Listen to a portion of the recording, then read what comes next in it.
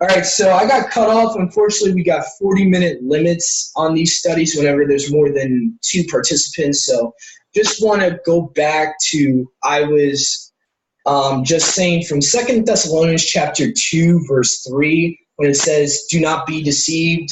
I believe there's so many warnings from Paul and Yahushua. If you really look at all of Paul's letters and what Yahushua says in the Brit Hadashah, it's very possible that the elect could be deceived. Now, I'm not saying that we're going to be deceived, but I believe that it's very possible because again and again, Paul is like, don't be deceived. Yahushua says, don't be deceived. There's going to be false messiahs and false prophets.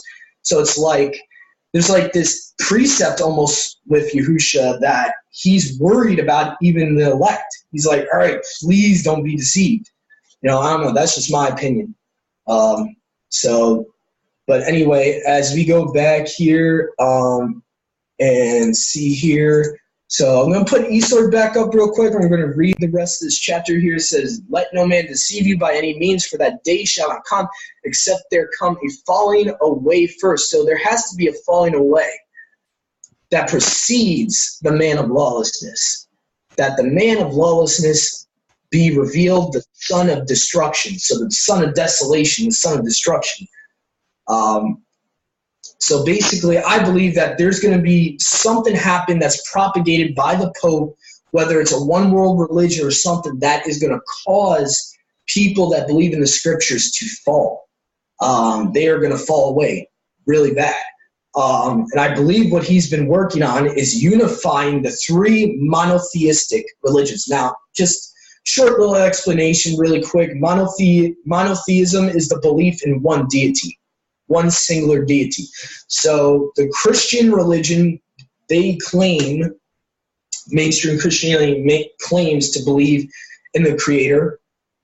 Islam claims to believe in the Creator. Judaism claims to believe in one Creator. Those are the 3 monotheistic religions we have on earth. So I believe what will happen is, this is just my thesis here, but I believe in some way, shape, or form, you will have a one world religion that is based upon those 3 religions becoming one. And there's going to be a lot of people that would be deceived by that. Christians would be deceived by that. People that are in Judaism of the Jewish faith would be deceived by that. So obviously those 3 groups, if they become one, you have a lot of people deceived by that. And then I think after that, you will see Nimrod, the anti-Messiah, revealing himself. And probably in the image of, what people think Yahushua looks like, even though that's not what he looks like. So I think that he's going to appear as the blonde-haired, blue-eyed Apollo type of figure in Greek mythology. And, he's going to say, hey, guys, I'm JC. Mm-hmm. That's just the thesis I have. Verse 4 says, who opposes and exalts himself above all that is called mighty one or deity, or that is worshipped, so that he as Yahuwah, the Almighty, sits in the temple of Yahuwah, showing himself that he is Yahuwah. He's going to claim what Isaiah 14 says, and I think that's why I think Isaiah 14 might be talking about Nimrod, because it seems like it's connecting a lot to Isaiah 14 where he says, the 5 I wills. So this seems very similar to Isaiah 14:12 all the way down. So and then it says, remember ye not that when I was with you, Paul's basically saying, I told you this before. I told you these things. And now you know what withholds that he might be revealed in his time. So there's a specific time Yahuwah is going to allow this to happen. For the mystery of lawlessness does already work. Only he who now lets will let until he be taken out of the way. Now, I want to go to another verse real quick that I almost forgot about. It's in the book of Daniel. I believe the book of Daniel, I kind of call it like the Rosetta Stone in this verse of Daniel to understand who the restrainer is, in my personal opinion. I'll admit it's an opinion, but I believe that this is probably the most realistic answer to who the restrainer is. It says, and at that time shall Michael, the archangel Michael, shall stand up the great prince, which stands for the children of your people, Yahshua, and there shall be a time of trouble, or actually in the Brenton Septuagint here, it says a time of tribulation, such tribulation as has not been from the time that there was a nation on the earth until that time. At that time, your people shall be delivered, everyone that is written in the book. Now, delivered can also mean physically delivered from where they're in captivity. So just kind of giving the viewer, the listener, like idea, because in scripture, sometimes when Yahuwah says he's going to deliver his people, he delivered his people out of Egypt, but they weren't given eternal salvation yet. So just kind of giving you an idea that sometimes when it's talking about deliverance, it's not always talking about salvation in scripture. Sometimes it's talking about physical deliverance, you know, from being oppressed, from being in captivity. Like his people were delivered by Cyrus. So they were delivered back to the land. So just kind of giving, after the 70 years of Daniel, you can look that up for yourself in the book of Ezra, it talks about it. So sometimes deliverance can mean just physical deliverance. It doesn't always mean like eternal salvation. So anyway, so that was Daniel 12:1. That connects to 2 Thessalonians chapter 2, and I believe it's verse 8. So that is a clear reference there. I believe Michael is the restrainer. So in my belief, I believe once Michael's taken out of the way, you have the anti-Messiah running rampant, and basically that's gonna be the time the anti-Messiah will be in the third temple. He's gonna reveal himself. People are gonna fall for this anti-Messiah because there's gonna be panic, you know, from chaos. That's how they do it, order out of chaos. So people are gonna be in panic. Yahusha's not returned yet, and Christians right now are deceived that they're going to be raptured up. So, you know, some belief systems is that they're going to be raptured before the anti-Messiah reveals himself, and that's part of the great deception, part of the alien deception, because what happens when the anti-Messiah reveals himself? You're not raptured away. You're going to fall for the anti-Messiah. So it's all connected. It's all connected. And then we have, there's only one or two more movies that you guys should check out that there has some symbolism in it. Like I said, check out all the Transformers movies. They have a lot of end time stuff in it. They call the villain Megatron, which goes back to Gnosticism with the name Metatron. So the Gnostics called Yahuwah Metatron. So in a way, the guy that directed Transformers is trying to make people go against Yahuwah, basically, think that Yahuwah is a villain. And so that's another deception by Michael Bay, the producer of Transformers. And also the fact that the Autobots fall from the sky as shooting stars in the first Transformers movie. So they're telling you that they're fallen angels. And also, I would say, check out the second movie of that series. It's called Revenge of the Fallen. Makes it very clear what it's talking about in that movie. And Jurassic, there's a movie that me and Shoshana saw recently, the new Jurassic World movie called Fallen Kingdom. And the elite like to use reverse speaking. They think there's power in reverse speaking. So if you literally turn it around, it would be Kingdom of the Fallen. So, I mean, it tells you right there what it's really talking about. And in that movie, Jeff Goldblum says that these things were here before us and after us. Now, I believe on the surface, meaning, this is my opinion, but I believe that it's talking on the surface, like there's two meanings that usually the elite use. Esoteric, which is the hidden spiritual meaning, and exoteric, which is the outer meaning, what the audience is supposed to believe it means, which is that he's talking about dinosaurs. I believe the hidden meaning, which they don't want the people that are not initiated to know, is the fact that that phrase, they were here before us and after us, is talking about the days of Noah and talking about these watchers that had hybrids, because in that movie, there's hybrid dinosaurs. They're gene splicing. It's going back to the days of Noah. So in a spiritual aspect, they're actually telling, yeah, these old ones were here before you, and they'll be here after you if you don't be careful. So, and so that's the last reference I want to give. Also, there's a scene at the end of the movie. What I took for was it was showing the end game, Yahushua versus Satan. This is just my opinion. When I saw the lion on a mountain, it was like a literal lion looking at the T-Rex, and it looked like they were just about to face off, and then the scene cut out. So I believe that's like spiritually they're trying to tell you, yeah, that's really going to happen. You're going to have the dragon versus the Lion of Yehuda. And so, I don't know, to me that showed me something in that movie. So now I'm going to allow anyone else, if they have anything to add to this study. I'm pretty much, those are all the scriptures I could really think of to bring to this study. Oh, wait a minute. Hold on. On second thought, I do want to bring something else which is pertinent. I think it relates to the studies about in the end times there's going to be people that are going to be lovers of themselves, outward affection. And so I do want to bring this out a little bit. It's 2 Timothy chapter 3, verses 1 to 5. This is a really important one, I think.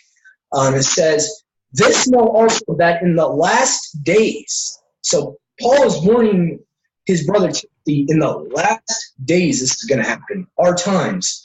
"Perilous times shall come, for men shall be lovers of their own selves, covetous, boasters, proud, blasphemers." Now, what's a blasphemer? Go to 2 Thessalonians. You'll get the perfect edition of the perfect biblical definition of blasphemy. Even the Pharisees, when they were talking to Yahushua, they said, "You as a man make yourself Yahuwah." So they accused Yahushua of blasphemy. So that to them, blasphemy was a man claiming to be the Almighty, which that's what the Anti-Messiah is going to do. He's going to be a blasphemer. So, and it says disobedient to parents, unthankful, unset apart, or unrighteous, without natural affection, meaning without love for one another, natural love. Truce breakers, again, a characteristic of Nimrod. He's going to make a peace treaty in Daniel chapter 9, verse 27. And I think we're going to go to that after this to give some context. But he's going to make a peace treaty, I believe, my personal opinion, is going to be between Palestine and Israel. And then in the middle of that peace treaty, he's going to break it in the middle of that weak time period in Scripture. And it says, false accusers, incontinent, fierce, despisers of those that are good, traitors, heady, high-minded, lovers of pleasures rather than lovers of Yahuwah, having a form of reverence but denying the power thereof. From such turn away. So Paul's warning Timothy here, stay away from these type of people. These are going to be the type of people in the end times that most likely are controlled by the spirit of Anti-Messiah, because a lot of these characteristics, especially the blaspheming, the truce breaker, definitely applies to the Anti-Messiah. So he's warning Timothy not to have anything to do with such people. Okay, so, and then, so let's see here. Then I get to end with Daniel 9:27, which talks about the truce or the treaty, the covenant that he's going to make with Israel and Palestine. And it says, in Daniel chapter 9, verse 27 says, and he shall confirm the covenant with many for 1 week, and in the middle of the week he shall cause the sacrifice and oblation to cease, and for the overspreading of abominations he shall make it desolate. Now, if you go to the Septuagint version of this verse, it actually says, and on the temple, physical temple, not our bodies, physical temple, shall be the abomination of desolations, and at the end of time an end shall be put to the desolation. So the Septuagint's more clear about what's going to happen there. you have the sacrifices being put to end, because I think all of us in this assembly can agree that he's going to establish false Levitical priesthood when he reveals himself in the third temple. He's going to be like, all right, the sacrifices are back. This will gain the support of Judaism, because Judaism still tries to do sacrifices today. They still want to do sacrifices today with the red heifer. The Zionists actually do very evil things on Passover, and why little kids go missing on Passover in Jerusalem. So, I mean, they still try to do that stuff, which is against Yahuah's law. I'm just going to make that known. It's against his Torah, but the sacrificial element the people in Judaism still want to do, and they believe they still have to do it for their sins. So I believe this will be a deception. It will be a false Levitical priesthood. He will establish it, and then he will break it in the middle of a prophecy week, which Sister Shoshana, maybe you can explain to people. I'm still new with that understanding of what a week is in prophecy. Well, the 70-year prophecy is obviously a day for a year, or a year for a day, I should say, because if you look at it, Messiah has already come the first time and was cut off and have nothing, so they say, but he does have a lot. He's going to return and take what is his. But yeah, this prophecy is all a week is 7 days. So 70 weeks is 70 years of weeks. 70 weeks is more than 70 years. It's 70 times 7. So figure out the math there. But we're approaching the last 7 years right now, because once the abomination of desolation takes place, we know from Daniel 9:27 and 28, let's see, no, that's just 27, that we only have three and a half years left. And I believe that final 3.5 years is the time when the woman is taken to the wilderness, because she's nourished for 3.5 years. And that's basically all I wanted to say. Mm-hmm. That was a great explanation. Yeah, I'm still new to the whole what a year is in prophecy and all that. So I'm like, yeah, that's definitely not my forte, I could say, in the eschatological study, which that's just a fancy word for end time study. In Christianity, they call it eschatology.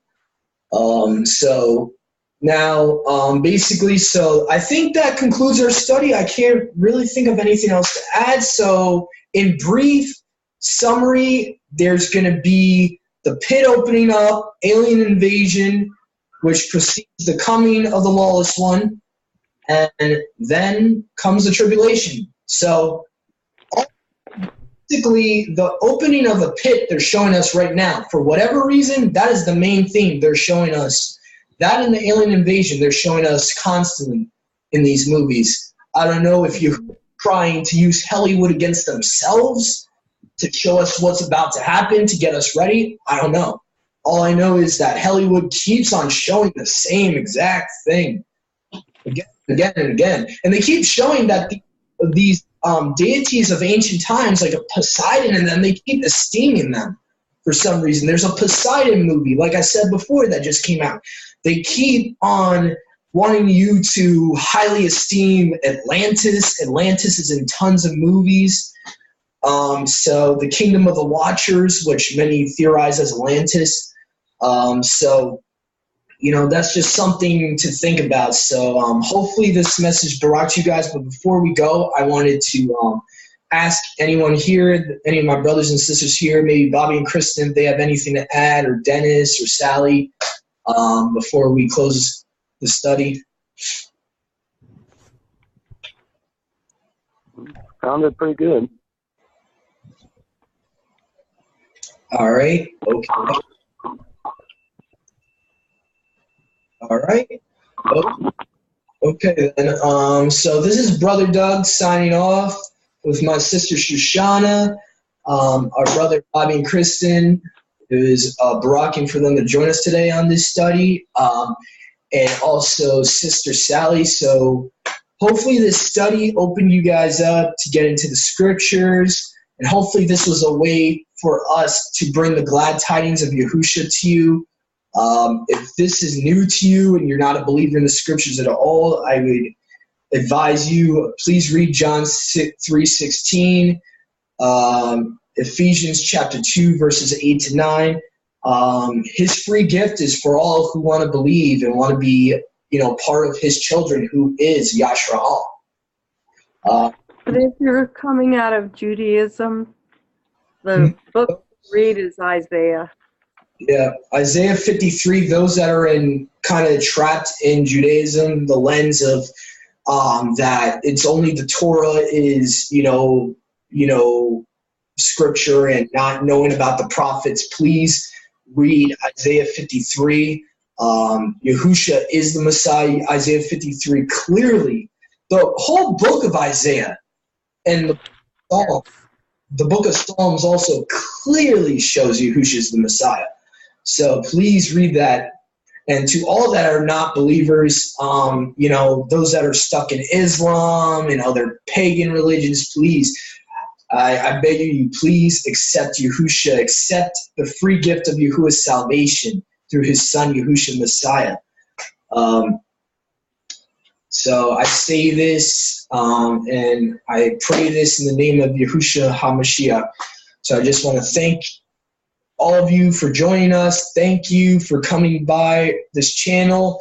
If you like this stuff and you like our studies and you want to reach out to us, please reach out to us. We're all on Facebook.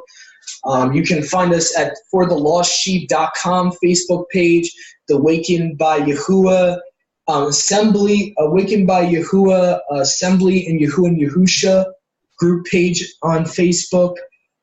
So you can reach out to us even on this channel. If you message me in the comments, we can reach out to one another. So if you're looking for fellowship, please feel free to reach out to us.